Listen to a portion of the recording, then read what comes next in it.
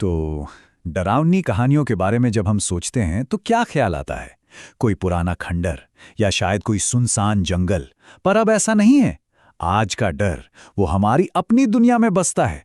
मुंबई जैसे शहरों के इन कंक्रीट के जंगलों में, जहां सोचिए लाखों की भीड़ के बीच भी कोई बिल्कुल अकेला हो सकता है। जरा सोचकर देखिए। रात का कोई पहर है, शहर सो रहा है और कोई सुनसान सड़क से घर लौट रहा है। क्या वो वाकई में अकेला होता है? बस यही एक सवाल है जो आज की शहरी डरावनी कहानियों की बिल्कुल जड़ में है। आज हम मुंबई की ऐसी ही दो बहुत आम जगहों की पड़ताल करने वाले हैं। एक है दादर स्टेशन और दूसरी है रात की एक आखिरी बस। दिन के उजाले में तो ये जगहें जिंदगी से एकदम भरपूर होती हैं, पर जैसे ही रात होती है, यही जगहें भयानक कहानियों का मंच बन जाती हैं। तो इस विश्लेषण में हम दो मशहूर हिंदी डरावनी कहानियों की परतें खोलेंगे और ये समझने की कोशिश करेंगे कि आखिर ये कहानियां हमारे समाज की किन चिंताओं और किस तरह के डर को दिखाती हैं। तो चलिए अब इन कहानियों की गहराई में उतरते हैं। हम इन्हें सिर्फ सुनेंगे नहीं बल्कि इनके हर एक पहलू का विश्लेषण करेंगे। ये समझने की कोशिश करेंगे कि ये जो मॉडर्न डर है, ये आखिर दिखता कैसा है, महसूस कैसा होता है। सबसे पहला और सबसे जरूरी एलिमेंट है अकेलापन। ये सोचना भी अजीब है कि कैसे रोज की भीड़भाड़ वाली जगहें, जैसे कोई रेलवे स्टेशन या बस, अचानक से डर का माहौल बना सकती हैं। किसी भी जगह को डरावना बनाने का नुस्खा ना बड़ा दिलचस्प होता है। कोई ऐसी जगह लीजिए जो आमतौर पर लोगों से खचाखच भरी रहती हो और उसे अचानक एकदम खाली कर दीजिए। जब कोई जानी पहचानी जगह अचानक बदल जाती है तो हमारा दिमाग खतरे का सिग्नल देने लगता है, क्योंकि जो सेफ लगना चाहिए था वो अब अनजाना और अजीब लग रहा है। यही वो खेल है जो एक बड़े शहर के बीचों बीच गहरे अकेलेपन का एहसास कराता है। हमारी दोनों कहानियों में बिल्कुल यही होता है।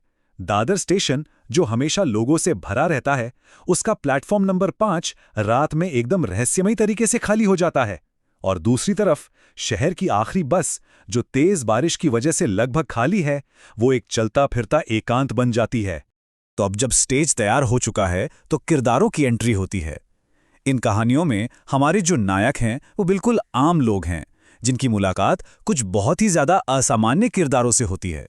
एक तरफ है राघव, एक आरपीएफ अफसर।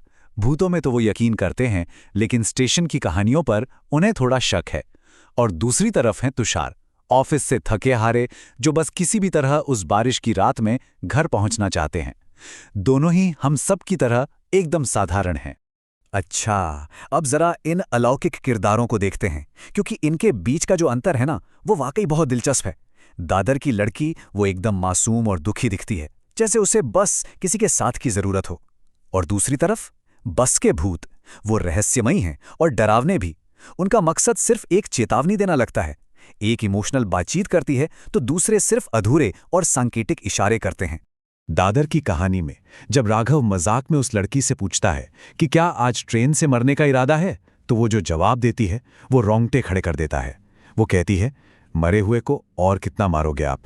बस ये एक लाइन उस किरदार के सारे दुख और रहस्य को बयां कर देती है। और इसके ठीक उलट बस में बैठा एक बूढ़ा आदमी तुषार को सीधी और भयानक चेतावनी देता है। वो कहता है, आधी रात के बाद इस बस में कोई इंसान चढ़ने की हिम्मत नहीं करता। यहां कोई रहस्य नहीं है, सिर्फ साफ साफ आने वाले खतरे का संकेत है। हर डरावनी कहानी एक ऐसे पल की तरफ बढ़ती है जहां सच सामने आता है। वो पल जहां हमारे नायक को एहसास होता है कि जो वो देख रहे हैं वो इस दुनिया का है ही नहीं। और ये बहुत शानदार तरीके से दिखाता है कि डरावनी कहानियां कैसे टेंशन बढ़ाती हैं। इसका एक क्लासिक 3 स्टेप वाला स्ट्रक्चर होता है। पहले नायक को शक होता है कि कुछ तो बहुत गड़बड़ है। फिर कोई दूसरा किरदार या कोई घटना उसे भयानक सच्चाई का एक इशारा देती है। और आखिर में वो अपनी आंखों से उस अलौकिक सच का सामना करता है। दोनों कहानियों में ये चेतावनी वाला पल बहुत ही जरूरी है। दादर की कहानी में राघव का दोस्त सुरेश उसे बताता है कि जिस बिल्डिंग में वो गया था वो तो एक खंडर है और वो लड़की प्लेटफॉर्म 5 की एक जानी मानी आत्मा है। बस की कहानी में अखबार पढ़ रहा एक यात्री, जिसका चेहरा पल भर के लिए खून से लथपथ दिखता है, तुषार को बस में ना रुकने की चेतावनी देता है। यही वो पल है जहां हर किरदार को नामुमकिन का सामना करना पड़ता है। राघव का सच से सामना तब होता है जब वो लड़की अचानक उसके घर में आ जाती है। और तुषार का तब जब वो बस से कूदकर उसे उसके असली रूप में देखता है, एक जली हुई भूतों से भरी बस। तो अब बात करते हैं अंत की। इन भयानक मुलाकातों के बाद हमारे नायकों का क्या होता है? क्या वे इस डर से कभी उबर पाते हैं? हैरानी की बात यह है कि राघव इस घटना के बाद डरता नहीं है, बल्कि शुरू के झटके के बाद उसमें ऐसी घटनाओं का सामना करने की एक अजीब सी हिम्मत आ जाती है। वो पहले से भी ज्यादा मजबूत बन जाता है। लेकिन तुषार का अनुभव बिल्कुल अलग है। वो सड़क पर डर से कांपता हुआ खड़ा रह जाता है और उस भुताहा बस को अंधेरे में गायब होते हुए देखता है। उसका अंत खौफ में डूबा हुआ है, राघव की तरह साहस में नहीं। देखिए, ये कहानियां सिर्फ डराने के लिए नहीं होती। इन्हें अर्बन लेजेंड या शहरी किंवदंतियां कहते हैं।